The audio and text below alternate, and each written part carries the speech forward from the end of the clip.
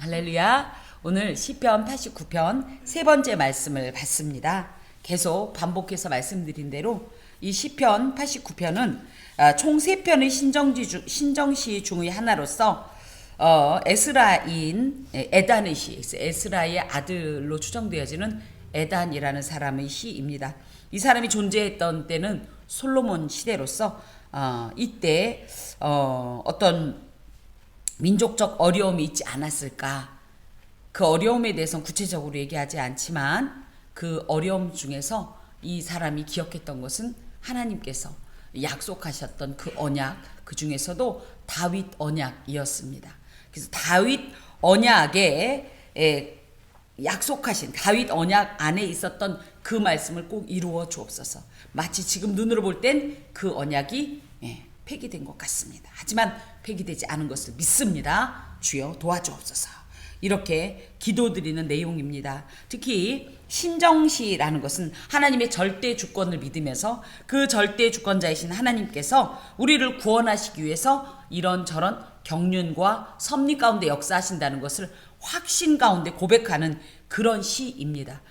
이 시는 그래서 신정시이자, 하지만 이 안에 보면 계속 그 탄식하는 이런 내용이 굉장히 많기 때문에 비탄시로도 또 분류가 됩니다.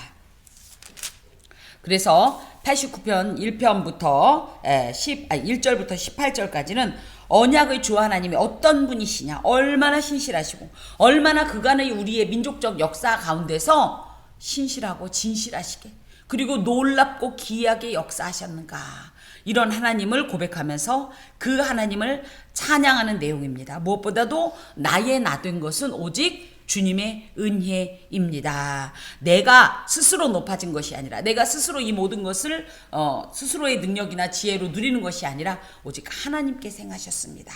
그런 고백이 18절까지 이어지고요. 이제 19절부터는 그런데 하나님, 마치 우리가 느낄 때는 이 하나님이 우리로부터 멀어지신 것 같은 그런 느낌을 갖습니다.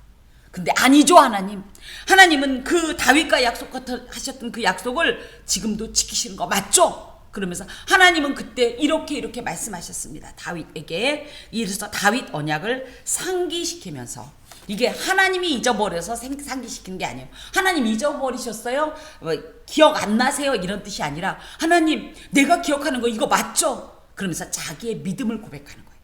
하나님은 결코 변함이 없으신 분이고, 하나님은 이 약속을 변개하지 않는 분이시라는 확신 가운데 내가 자꾸 일상을 보니까 마음이 흔들리는 거예요. 믿음이 약해지고 요동하고, 아닌가? 하나님 약속하신 거 잘못됐나? 내가 잘못 기억하고 있나? 이런 마음이 들 때, 아니죠. 하나님은 내게 이런 약속을 하신 거 맞죠? 또 우리 이 민족에게도 이런 약속을 하신 거 맞죠? 그건 아직도 유효한 거죠. 지금도 하나님은 역사하고 계신 거죠? 하면서 하나님 앞에 질문과 함께 현실을 토로하는 내용이 37절까지 이어졌습니다. 그래서 이런 언약이 신실하신 하나님 앞에서 우리가 해야 할 것은 뭐냐? 하나님의 인자하심, 하나님의 그 또 정직하심, 지혜로우심, 완전히 행하심, 영원하심, 성실하심을 자꾸 그 기억을 재소환한다고 그러죠. 슬그머니 흘러가 버리고 슬그머니 내가 놓쳐버린 이 망각 속에서 묻혀있는 하나님에 대한 인식 고백을 빨리빨리 가져와서 내 마음에 재각인을 시켜야 돼요. 그렇지 않으면 마귀가 그 사이에 틈타서 뭐라고 그래요? 네가 양심적으로 생각해봐도 네가 하나님 은혜 받을 만한 존재냐? 네가 한 일을 생각해봐. 이렇게 참소를 하면 이 언약이 내게 없기 때문에, 약속의 증거가 없기 때문에 그랬나? 그래서 반석과 같은 이 하나님의 이 말씀 위에 우리의 믿음을 세우면, 아무리 대적 마귀가 별의별 술수로 어떤 때는 회유하고 어떤 때는 위로하는 척, 거짓 위로해주고 내 마음을 알아주는 척, 어떤 때는 얼마나 또 양심적으로 굉장히 의로운 것처럼 얘기하면서 우리를 시험할 때, 다른 거 없어요. 사람의 말도 없습니다. 하나님의 말씀이 이 믿음의 근거요, 기초이기 때문에 이 말씀 위에 나의 믿음의 기둥을 세우고, 그럴 때마다, 기둥을 흔들 때마다 다시 한번 나의 반석을 확인하는 이런 역사가 있을 때 성도들은 흔들리지 않습니다. 무엇보다도 하나님과의 관계에서도 온전해야 되지만 예수 믿는 사람은 어떻게 된다? 수평적인 관계. 그래서 이웃과의 관계에 있어서도 하나님께서 우리에게 행하셨듯이 우리도 행해야 합니다. 우리가 예수 믿는 근거가 뭡니까? 그 사람들은 우리가 교회 안에서 이렇게 예배드리고 이런 하나님의 관계를 모릅니다. 이것을 그들에게 하나의 열매로서 보여주어야 하는 겁니다. 하나님은 계산하지 않으셨어요. 조건이 없었어요. 자격이 없는데도 일방적으로 사랑하셨어요. 얼마나 사랑하셨냐면 당신이 스스로 죽기까지 사랑하셨어요. 그런 것처럼 우리의 이웃들을 보면 딱 보면 아유 저런 것들한테 더 이상 투자할 가치가 없어. 저런 사람하고는 이런 거 안 해도 돼. 그죠? 너무 손해보는 것 같고 이것저것 따져서 행동할 수 있지만 하나님이 안 그러셨잖아요. 그래서 우리가 그걸 받은 것처럼 늘 자식은 누구를 닮는다? 뭐 부모님을 닮는다. 내 부모이신 하나님께서 그러하셨던 것처럼 우리도 그거 그대로 배워서 아버지가 하는 일을 나도 한다. 예수께서 말씀하셨듯이 아버지께로 받은 것, 배운 것을 우리도 행해야 하는 겁니다. 이것이 언약에 신실하신 하나님 앞에서 성도가 해야 될 가장 기본적이자 가장 결정적인 삶의 모습이라는 겁니다. 자, 이어서 보면 그러나 38절 주께서 주의 기름 부음 받은 자에게 놓아사 물리치셔서 버리셨으며 주의 종의 언약을 미워하사 그의 관을 땅에 던져 욕되게 하셨으며 그의 모든 울타리를 파괴하시며 그의 요새를 무너뜨리셨으므로 길로 지나가는 자들에게 다 탈취를 당하며 그의 이웃에게 욕을 당하나이다. 다윗 언약을 생각하면서 맞죠? 하나님 맞죠? 내가 믿는 거 맞죠? 내가 확신하는 거 맞죠? 그런데 이게 뭐죠? 지금 여기에 특히 길로 지나가는 자들이다 할 때는 이 외국의 그 강대국들, 그래서 이제 대표적으로 이제 아수르나 이제 바벨론 같은 이런 강대국들이 지나다니면서 이 나라를 다 초토화시키고, 그죠? 우리나라도 일본에게 일본의 식민지 치하에 있을 때 어떤 일이 있어요? 수탈. 예전에 부모님들 얘기 들어보니까 와서 쌀알 개수까지 다 셌대요. 곡식이 이 추수기가 되면 와서 참 진짜 잔인하고도 어떻게 생각하면 유치하고도 벽시가 몇 개 매달렸는지를 나무별로 셌대요. 저희 할머님께서 그 말씀을 하실 때 어린 마음인데도 진짜 너무 어이없다. 아주 누구 말 맞다나 맑게 다 긁어내 버리는 거죠. 산에 나무가 없었대잖아요. 우리가 뗄 나무가 없었어. 이 나무라고 할 때는 물론 진짜 이런 트리이기도 하지만 그 나무들이 뭐 잎사귀 내고 하는 것들 그거 가지고 우리 긁어 뗐잖아요. 그것까지 싹 다 긁어 갔다는 거예요. 춥고 배고프고 그리고 뭐 말만 한마디 잘못하면 큰일 나니까 이웃도 못 믿고 그러고 살았다는 말씀을 하시더라고요. 지금 이들이 그런 강대국에게 그 정도로 수치스러운 탈취야. 이 나라가 망하는 꼴을 지금 보고 있는 거예요. 심지어 그의 이웃에게, 이웃이라는 것은 그런 강대국, 뭐 애굽, 뭐 바벨론, 아수르와 같은 강대국 말고 바로 옆에 있는 블레셋, 우리하고 뭐도 안 되는 것들이 깐족깐족거리면서 우리를 자꾸만 건드린다는 거예요. 뭐라고? 아이고 저것들 나는 그럴 줄 알았지. 하나님이 무슨 하나님이야. 그러니까 진작 우리 우상들을 섬겼어야지. 우리 신을 섬겼어야지. 해가면서 그런 욕을 당한다는 거예요. 너무너무 수치스러운데 이 이유가 뭐냐? 주께서 주의 기름 부음 받은 자에게 놓아사 물리치셔서 버리셨습니다. 주께서 주의 기름 부음 받은 자는 이 본문상은 누굴까요? 다윗입니다. 다윗. 대표적으로 기름 부음 받은 자 그러면 다윗인데 구약에서 기름 부음 받은 자는 왕, 선지자, 제사장이었죠. 그렇게 따지냐면 정치가 무너지고 종교가 무너지고 그죠? 무엇보다도 이런 모든 사회적인 이런 기강이 다 무너진 상태를 의미해요.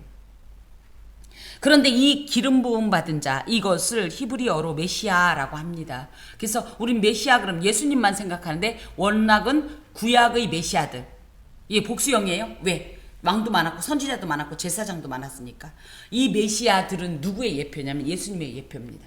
그래서 왕은 어떤 일을 했다? 자기 백성들을 보호하고 공급해주고 안전하게 지켜주고 그 삶을 보장해주는.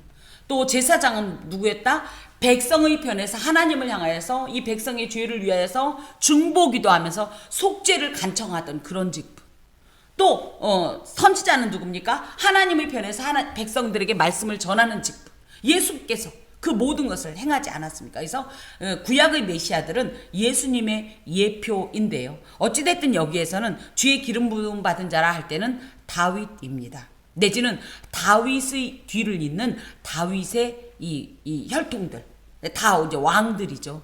그런데 여기서 주의 기름 받은 자에게 부음 받은 자에게 노하사 물리치셔서 버리셨다는 건 굉장히 충격적인 게, 이게 약속을 하나님이 취소한 거나 마찬가지예요. 왜? 원래 영원히 이 등불을 옮기지 않겠다고 약속하셨는데 옮기신 것 같은 거예요. 옮기신 것 같은 거예요. 미워하다, 이것은 나르라는 말로요, 굉장히 실망하셨다, 이런 뜻을 갖고 있어요. 하나님께서 다윗과 이 약속하셨던 이 언약을 받기엔 너무 현재의 왕들이 하나님께 실망을 드렸다.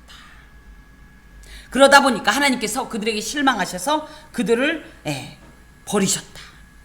또 미워했다. 실망해서. 그리고 욕되게 했다. 수치스럽게 했다. 이거는 모독하다라는 뜻이에요. 모독하다.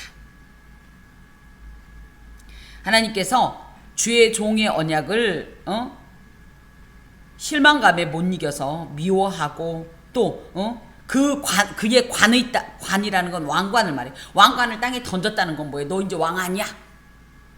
가장 수치스럽고 이 모독스러운 이런 일들이 지금 일어난다는 거예요. 그래서 역사적 배경으로 어떤 학자들은 이것이 아마 그 르호보암 통치 당시에 애굽왕 시삭이 유다를 침공한 사건이 아니었을까, 이렇게 얘기를 합니다마는, 이것이 단순히 어떤 하나의 사건으로도 이해할 수 있지만 우리도 마찬가지예요. 하나님 앞에서 때로는 우리도 그저 하나님이 우리를 미워하는 것 같고, 심지어 숨어 계시다는 표현을 하잖아요. 나 너랑 아무 관계 없어, 이러시는 것 같고, 기도해도 대답이 없는 것 같고, 심지어 약속하셨던 것을 취소하신 것 같고, 사람들 앞에 내가 조롱거리가 되고, 이런 일이 있지 않습니까? 지금 그 얘기예요. 그런 것 같다는 거예요. 그랬기 때문에 우리가 지금 이런 이웃들과 주변 강대국에게 이런 모욕과 탈출을 당하고 있습니다. 특히 그의 모든 울타리를 파괴하시며, 울타리라는 말은 게데라라는 말로 써요. 하나님께서 늘 얘기해, 샤마르, 그죠? 이렇게 울타리를 쳐서 지켜주시던 이거를 다 무너뜨리셨다는 거예요. 집에도 담이 없으면 어떻게 해요? 아무나 막 들어오는 것처럼 그렇게 됐다는 거예요. 그 요새를 무너뜨렸다. 이것은 요새는 보장, 안전을 보장하는 것들도 다 무너졌다. 그렇게 따지면 하나님은 누구였다? 우리의 울타리셨다. 우리의 요새셨다. 안전을 보장하던 요새셨다. 근데 그거 다 손뗀 것 같다 이거예요. 그래서 우리가 이런 일을 당하는 것 같습니다. 근데 이 말 속에는 물론 다윗 언약과 현재의 상황 가운데서의 이런 큰 간극 때문에 갈등하는 모습도 있지만, 한편으로는 뭡니까? 하나님의 잘못이 아니라 우리의 허물 때문에 이런 하나님께서 어쩔 수 없는 이런 선택을 하신 것이라는, 이런 한편으로는 자인, 스스로 인정하고 고백하는 이런 모습도 있습니다. 이들은 본래 다윗 때는요, 워낙 힘이 세가지고 이웃 나라들에게 조공을 받던 나라예요. 그런데 이런 나라가 완전히 땅에 떨어져서 너무너무 오히려 그들에게 조롱을 당하고 멸시를 당하니까 너무너무 수치스럽고 더욱더 비참한 거죠. 우리 그런 거 있죠. 어렸을 때는 나보다 저거 했는데 커서 보니 어마어마한 사람이 되면 어때? 쟤 어렸을 때 저랬는데. 그쵸? 우리나라는 예전부터 이제 신분제도가 있었죠. 지금은 없어졌지만. 그래서 뭐예요? 원래 내가 양반이었는데 내 밑에서 일하던 사람이 뭐 장사로 성공해가지고 나는 그 사이에 몰락하고, 그러면 예전에는 감히 내 얼굴을 쳐다도 못 보던 존재가 거들먹거리며 나타나면 어떤 마음입니까? 얼마나 현재가 더 비참합니까? 지금 그런 얘기를 하고 있습니다. 주께서 그의 대적들의 오른손을 높이시고 그들의 모든 원수들은 기쁘게 하셨으나 그의 칼날은 둔하게 하사 그가 전장에서 더 이상 버티지 못하게 하셨으며 그의 영광을 그치게 하시고 그의 왕위를 땅에 엎으셨으며 그의 젊은 날들을 짧게 하시고 그의 수치로 덮으셨나이다. 여기서 주께서 그의 대적들의 오른손을 높이시고 그들의 모든 원수들은 기쁘게 하셨다는 말이 그렇게 슬픈 거예요. 왜? 원래는 누구의 오른손을 높이셨어야 돼? 이스라엘의 다윗의 오른손을 높이셨어야 되고, 오히려 뭐예요? 원수들은 패망했어야 되는데 원래 내가 누려야 할 것들을 누가 누리고 있는 거예요? 나의 대적들이 누리고 있는 거예요. 이것은 22절이 하나님의 이 약속과 상치되는 모습으로서 원래 하나님께서 이렇게 오른손으로 높여주시고 또 모든 그들의 모든 원수들이 고통을 당하게 하는 것이 원래 맞았는데 오히려 내가 지금 낮춰진 자가 되었고 오히려 비통한 자가 되었으니 얼마나 마음이 지금 어렵겠냐는 거예요. 사실 이스라엘은 외적으로 볼 때는 너무 볼품없는 존재였지만 하나님께서 함께 하시면 아무리 작아도 결코 작지 않은 나라였죠. 그 누구도 감히 넘볼 수 없어서 심지어 세계 최강대국인 애국 군대를 물리친 나라입니다. 이스라엘. 또 가나안 정복 전쟁 때는 어땠어요? 이스라엘은 군사훈련을 받은 나라가 아니에요. 그냥 하나님 일방적으로 하나님의 군대라고 했을 뿐이지 이들은 군사력이 전혀 없는 이런 민족인데도 불구하고 그 어마어마한 땅덩어리를 다 정복하지 않습니까? 그런데 하나님께서 도리어 대적들을 강하게 하시고 이스라엘을 무력화시키셨다는 것은 이건 굉장히 큰 의미를 가지고 있다. 얼마나 비통하고 비참하겠습니까? 그들의 칼날은 둔하게 하시고 이건 무슨 얘기냐면 그가 전장에서 더 이상 버티지 못하게 하셨으면 이건 그의 칼날은 대적의 칼날이 아니라 이스라엘의 칼날을 의미해요. 아니 칼이 사람을 살상해야 되는데 칼이 말을 안 들어. 그래서 이 전쟁에서 이길 수 없는 거예요. 진짜 칼은 정말 중요한 전쟁 무기인데 이 칼이 무용지물이 되었다라는 거예요. 그러니까 어떻게 전장에서 더 이상 버티지 못하고 후퇴할 수밖에 없는 거예요. 그러다 보니까 영광은 그치고 그의 왕위는 아까도 이 왕의 관을 던져서 땅에 던져서 욕되게 한 것처럼 이제 왕이 전쟁에서 이제 패배했는데 무슨 그 왕위가 높아질 수 있겠습니까? 젊은 날들을 짧게 하셨다. 이것은 요절에 대한 얘기입니다. 이스라엘의 왕 중에 이 남유다의 왕 중에 요절을 한 왕이 있습니다. 굉장히 안타까운데요. 요시야 왕. 그죠? 요시야 왕이 정말 하나님 앞에서 종교 개혁 정책을 벌이고 굉장히 막 다시 한번 율법대로 살려고 몸부림치었는데 결국은 그 전장에 나가서 요절한 사건이 있었습니다. 물론 여기에서 그 얘기를 하는 건 아니지만 어찌됐든 그 창성하고 강대했던 그 위험이 온 주변에 떨쳤던 이런 모든 순간들이 헛되이 그래서 오히려 찬란했을수록 떨어지는 것은 더 수치스러운 거죠. 높은 데서 떨어질수록 더 상처가 큰 것처럼 찬란했을수록 그 추락은 더 슬픈 거죠.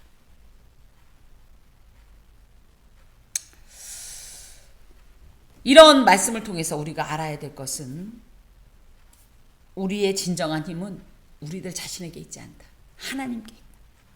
그래서 하나님께서 우리와 함께 하실 때에만 우리가 높아질 수 있고 강해질 수 있고 누릴 수 있고 또 영향력을 끼칠 수가 있는데 때로 우리는 우리가 어느 정도 됐다라고 생각하면 어떻게 돼요?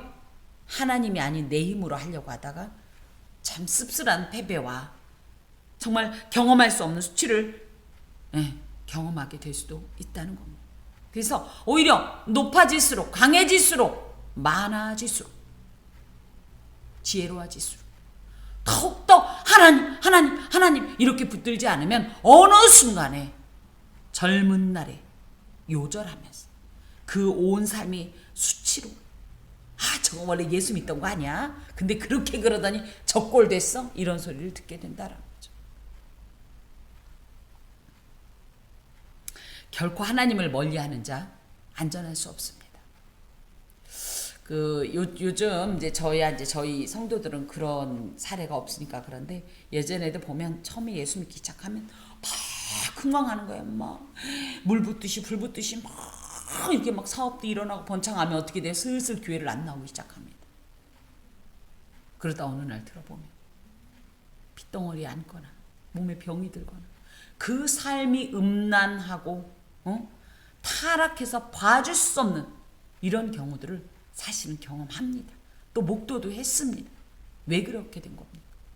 하나님이 함께 하셔서, 하나님이 역사하셔서 이 일을 이루셨으면 이게 하나님의 은혜입니다. 이렇게 고백해야 돼요. 주의 능력입니다. 감사 그러면서 더욱더 하나님을 붙쫓았어야 되는데 어떻게 했다? 하나님 없어도 이제 되겠어요. 내가 해볼게요. 하나님 떠난 인생은 물고기가 물을 떠나 살 수 없듯이 하나님 떠난 인생은 설령 인간적으로 성공했어도 죽은 목숨인 거예요. 오히려 하나님 안에 있어서 씁쓸한 패배와 실패를 겪어도 이게 복 있는 거지. 하나님 없이 성공하는 자, 하나님 없이 영화로운 자는요 더 비참한 최후를 맞게 된다는 사실을 우리가 기억해야 합니다. 자, 46절 여호와여 언제까지니까 스스로 영원히 숨기시리이까. 주의 진노가 언제까지 불붙듯 하시리까. 언제까지 이 고통을 주시렵니까? 언제 이 고통이 끝나게 하시렵니까? 하나님 제발 빨리빨리 제발 나를 구원해 주소서. 응답해 주소서. 지금 이 말입니다. 스스로 영원히 숨긴다라는 얘기는 하나님이 뭐예요? 안 계시니까 이런 일을 겪는다. 이 고통의 근본 원인은 뭐다? 하나님이 응답 안 하시는 거예요. 이 일에 개입 안 하시는 거예요. 하나님이 함께 안 하시는 거예요. 그래서 이 고통이 있다라고 생각을 하는 거예요. 그런데 이건 사실은 그냥 이런 어떤 시적인 표현이지 하나님이 우리를 떠나시지 않습니다. 분명히 약속하셨어요. 세상 끝날까지 너희와 함께 하실 것이다. 이 임마누엘의 약속을 상황에 따라서 떠났다가 삐짐 흥치풍 하고 저쪽으로 갔다가 나한테 잘하면 오고 이런 분이 아니에요. 우리가 그러죠. 우리가 그죠? 우리가 잘 되면 나갔다가 안 되면 또 기어 들어왔다 이걸로 하는 거지. 하나님은 그런 분이 아니지만은 이 사람이 느낄 때는 하나님의 부재 때문에 하나님이 함께하지 않기 때문에 내가 이런 일을 겪는 것 같다라는 그 고백 가운데 제발 내가 하나님과 함께하는 그 삶 가운데 있기를 원합니다. 하나님 나를 떠나지 마옵소서. 이런 고백이지요. 주의 노가 근데 이 영원히 숨기는 이유가 뭐냐? 주의 노 때문이다. 하나님이 왜 화내요? 하나님 다혈질이라서 화내는 거예요? 그죠? 우리의 범죄함 우리의 허물 때문에 하나님께서 실망하신 거. 여수르나 야샤브 의로운 자라는 뜻을 가진 이 이스라엘이 하나님 앞에서 의로운 자가 아니니까 그것 때문에 하나님께서 진노를 쏟아부어서 원래는 하나님 앞에서 창성하기로 약속되었던 다윗 왕가가 점점 쇠약해지고 초라해지는 이 모습이 왜 그러냐 할 때 온전하지 못했다. 우리가 여수로는 살지 못했다라는 이런 자각에서 이런 고백을 하는 거죠. 그런데 나의 때가 얼마나 짧은지 기억하소서. 주께서 모든 사람을 어찌 그리 허무하게 창조하셨는지요. 누가 살아서 죽음을 보지 아니하고 자기 영혼을 수월의 권세에서 건지리까. 이 표현은 무엇이냐면 알겠는 거예요. 하나님께서 진노 때문에 이런 일도 알겠고 그런데 문제는 뭐예요? 하나님 나 이러다 죽을 것 같아요. 얼마나 인생이 허무합니까? 우리가 사람 죽는 얘기 들으면 얼마나 어이없어요. 그죠? 아침에 갔다 올게 하고 못 오시는 가장들이 얼마나 많고. 그죠? 그래 조금 이따 봐 그랬는데 다시는 못 보는 일이 얼마나 많습니까? 인생은 그런 존재라는 거예요. 심지어는 이 고통스러운 사람은 확실히 그렇답니다. 부유하게 산 사람과 가난하게 산 사람들의 수명이 분명히 차이가 있답니다. 왜? 가난한 사람들은 돈이 없으니까 아파도 제때 치료를 못 받고 영양 공급도 제대로 안 되고 그 심각한 어떤 빈곤에 대한 스트레스와 두려움 때문에 확실히 요즘은 부한 사람이 좀 오래 사는 경향이 있다고 합니다. 이 사람이 이런 지금 민족적 이런 심각한 비극 앞에서 사는 게 아닌 거죠. 특히 인생은 존재 자체가 유한한 존재로서 한계가 있습니다. 아무리 잘났어도 아무리 많이 가졌어도 죽음 앞에서는요 모두 예외 없이 지푸라기와 같고 티끌과 같은 존재이지요. 그러니 이런 존재에게 하나님 이 은혜를 베푸셔서 이 일에 개입하셔서 우리를 구원해 주옵소서.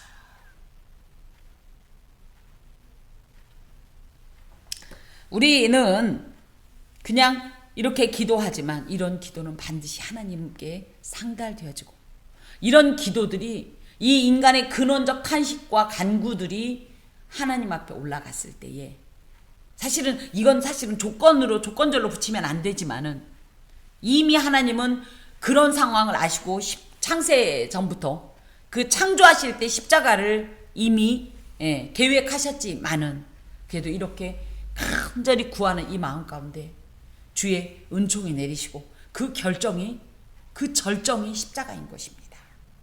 십자가가 없이 어떻게 우리가 이 짧은 인생, 이 고통스럽고 근데 살고 나면 뭐해요? 한 줌 재로밖에 남지 않는 이 허무한 인생 가운데 우리가 무슨 소망으로 살아갈 수가 있겠습니까? 그런 의미에서 예수께서 우리를 위해 십자가 지신 사건은요, 결코 한 인간 대 인간으로 비교할 수가 없는 사건입니다. 누구는 그렇게 말하더라고요.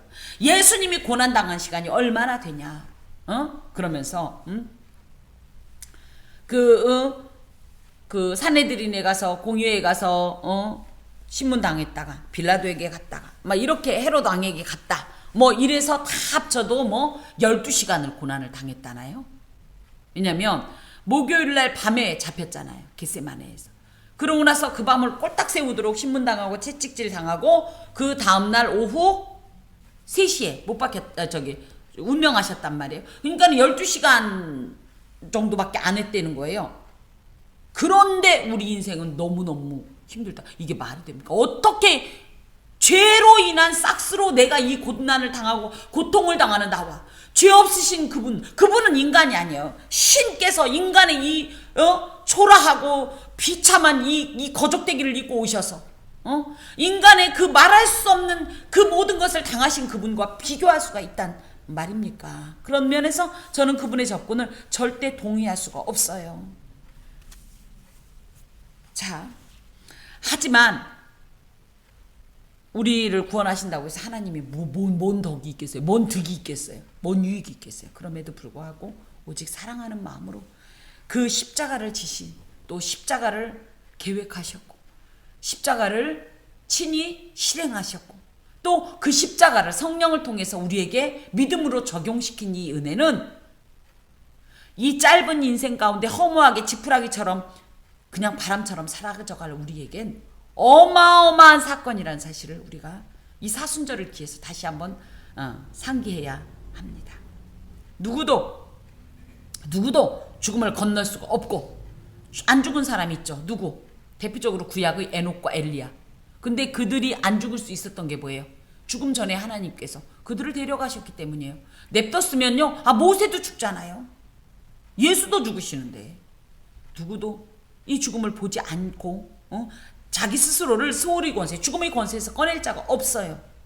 그게 인간의 실존입니다. 그렇지만 그런 우리를 사랑하사 주께서 당신이 친히 죽으셔서 우리를 이 유한하고 의미 없는 이 삶 가운데 의미를 주시고 오히려 영원을 약속하신 이 역사를 우리는 반드시 기억해야 합니다. 주여, 주의 성실하심으로 다윗에게 맹세하신 그 전에 인자하심이 어디 있나이까?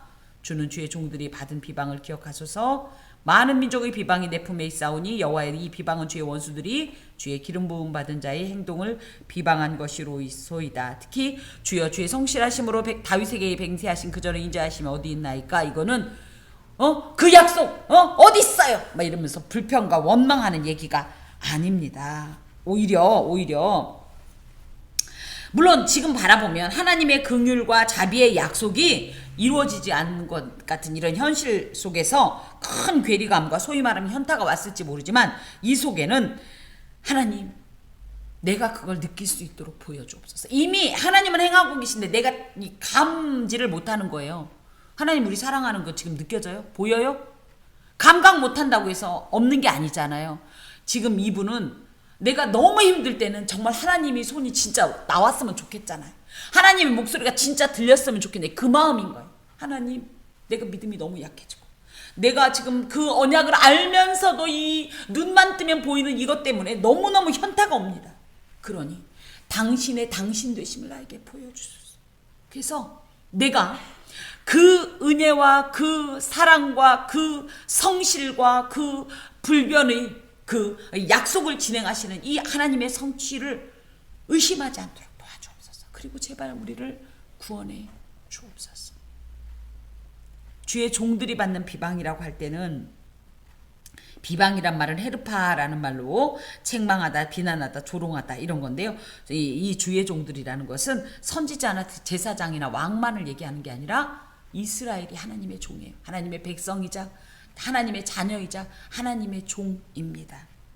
기억하다라는 얘기는 무엇을 기억해야 되냐면 하나님 우리가 당신에게 어떤 존재인지 기억해 주소서.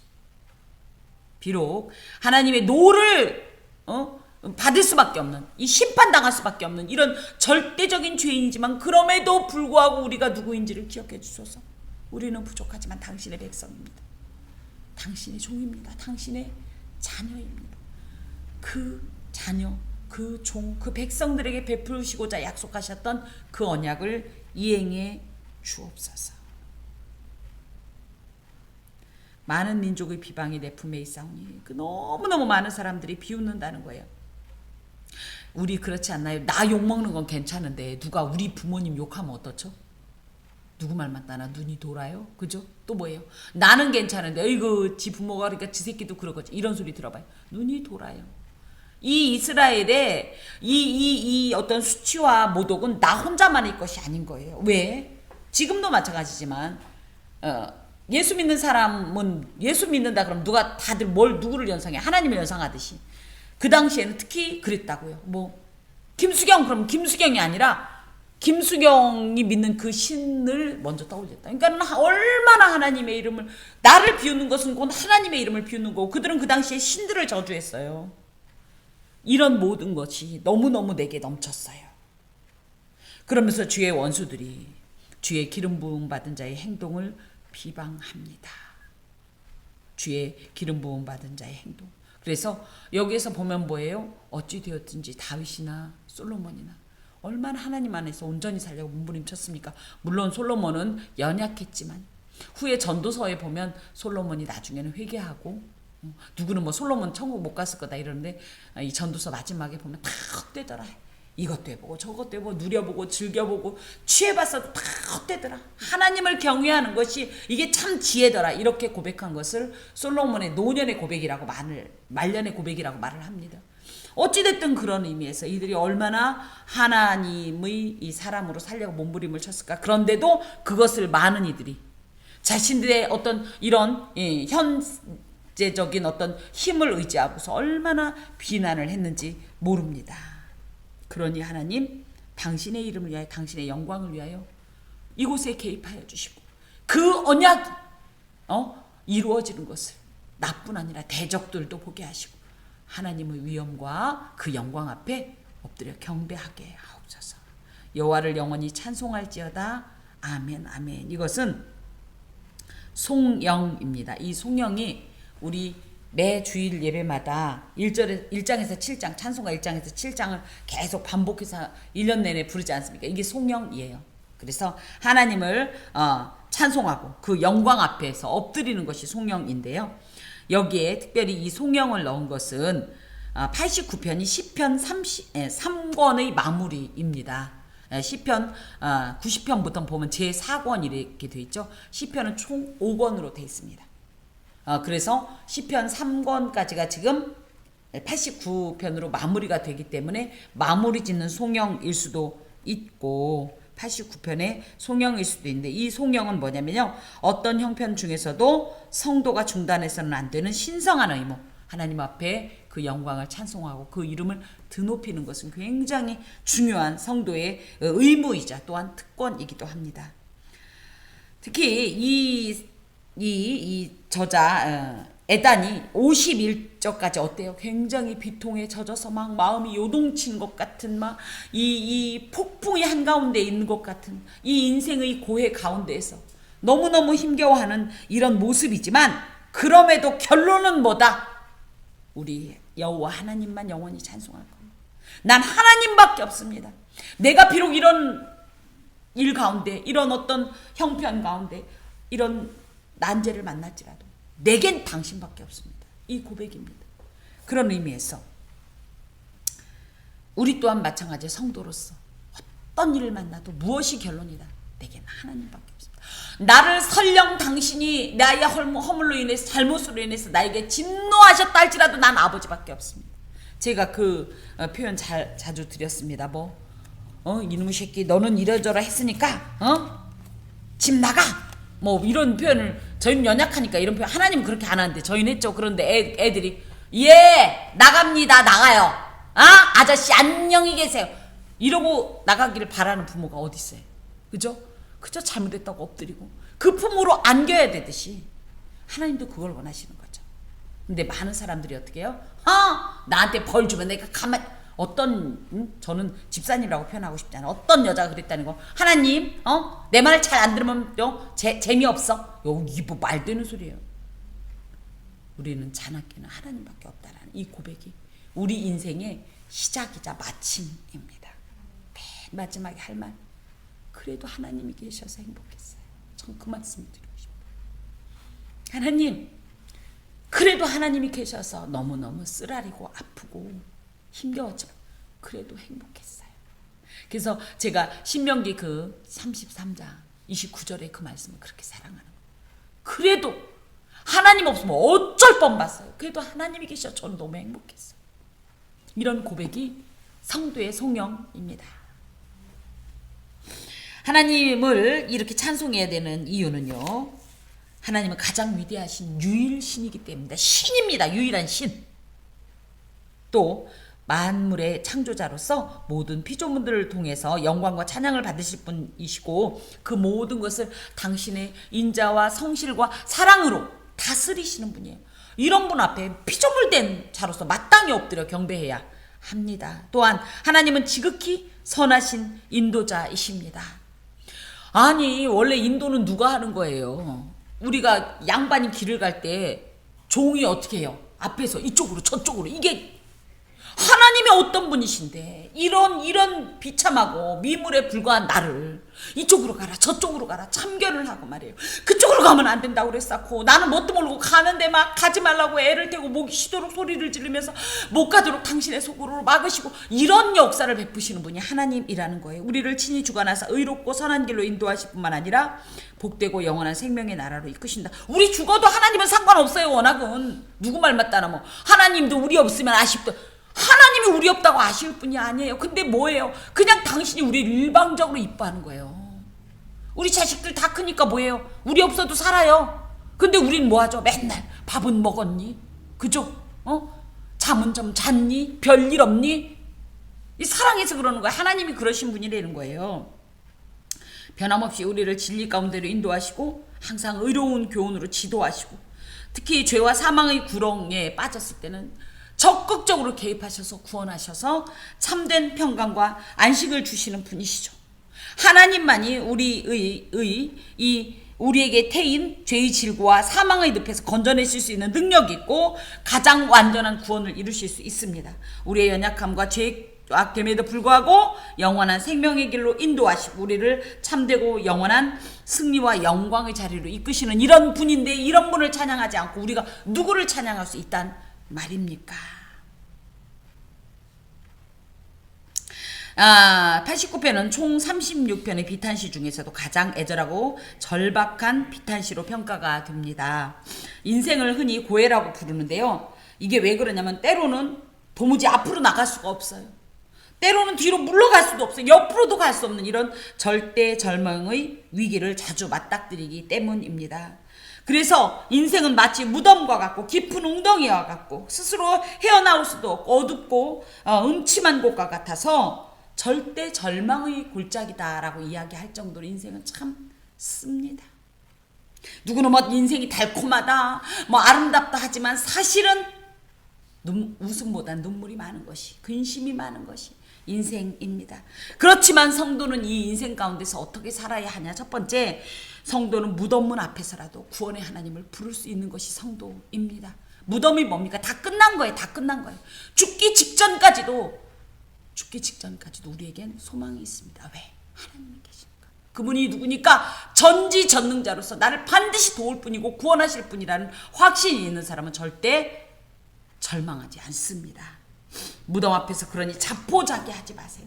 또 하나님이 안 도와주셨다고 원망하지 마세요. 오히려 그때가 하나님이 일하실 때, 그때가 도무지 이제 더 이상 할 게 없는 그때가 하나님께서 일하실 때예요. 그러니 그때를 아는 우리는 뭐 해야 돼요?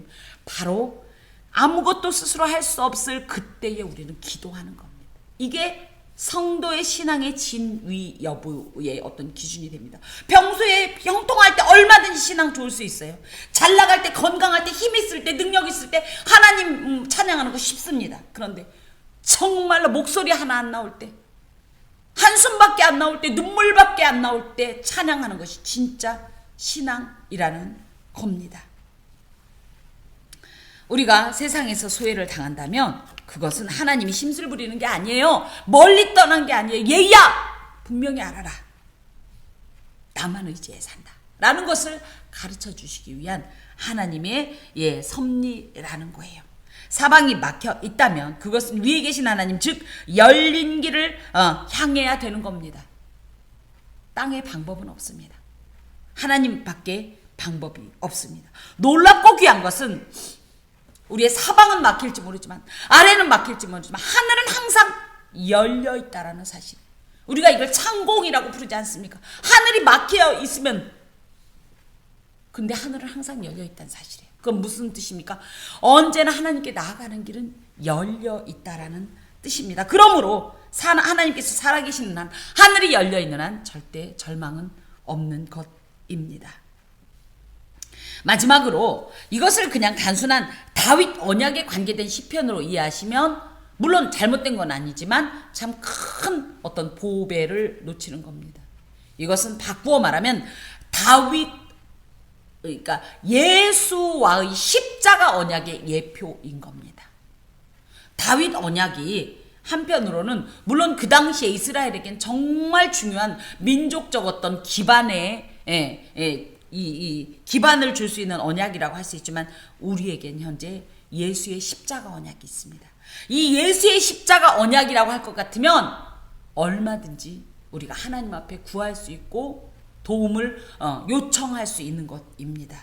더하여서 이 언약은 다윗과는 비교할 수 없는 영원한 이 왕권으로서 이 영원히 우리에게 적용이 된다는 것이고요. 더하여서 이 사람도 하나님 다윗에게 이렇게 약속하지 않았습니까? 그 약속을 이루어 주옵소서. 마찬가지로 우리도 뭐라고 기도할 수 있냐? 하나님, 예수 그리스도의 십자가를 통하여서, 십자가를 인하여서 주께서 나와 약속하지 않았습니까? 내가 반드시 너를 도울 것이야. 내가 반드시 너와 함께 할 것이야. 내가 너를 반드시 구원할 것이야.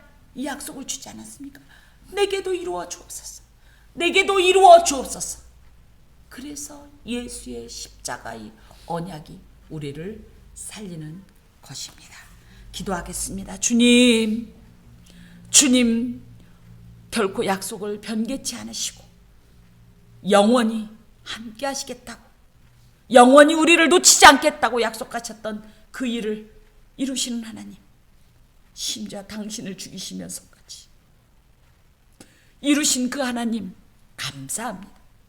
이 사순절을 지내면서 우리가 그 은혜에 감사하면서 하나님께서 신실하게 행하시는 그 행동을 우리가 무엇으로 보답해야 될지 생각하게 하여 주시고, 나의 모든 걸음이 그 언약을 이행하신 하나님의 그 사랑과 성실하심에 화답하는 삶 되게 하여 주옵소서. 하나님, 예배를 마치고 차 전도를 하려고 합니다. 좋은 일 있게 하시고 기쁜 일 있게 하시고, 더하여서 우리가 전하는 이 모든 손길들이 결코 공수로 돌려지지 아니하고 추수할 일꾼으로 부르셔서 추수할 때에 많은 열매들이 천국 창고에 하나님 앞에 모아지게 하여 주시옵소서. 부름받는 소리가 되게 하시고 화답하는 음성이 되게 하여 주옵소서. 예수 그리스도의 이름으로 기도하오며 주님의 기도를 드립니다. 하늘에 계신 우리 아버지, 아버지의 이름을 거룩하게 하시며 아버지의 나라가 오게 하시며 아버지의 뜻이 하늘에서와 같이 땅에서도 이루어지게 하소서. 오늘 우리에게 일용할 양식을 주시고 우리가 우리에게 잘못한 사람을 용서하여 준 것 같이 우리 죄를 용서하여 주시고 우리를 시험에 빠지지 않게 하시고 악에서 구하소서. 나라와 권능과 영광이 영원히 아버지의 것입니다. 아멘.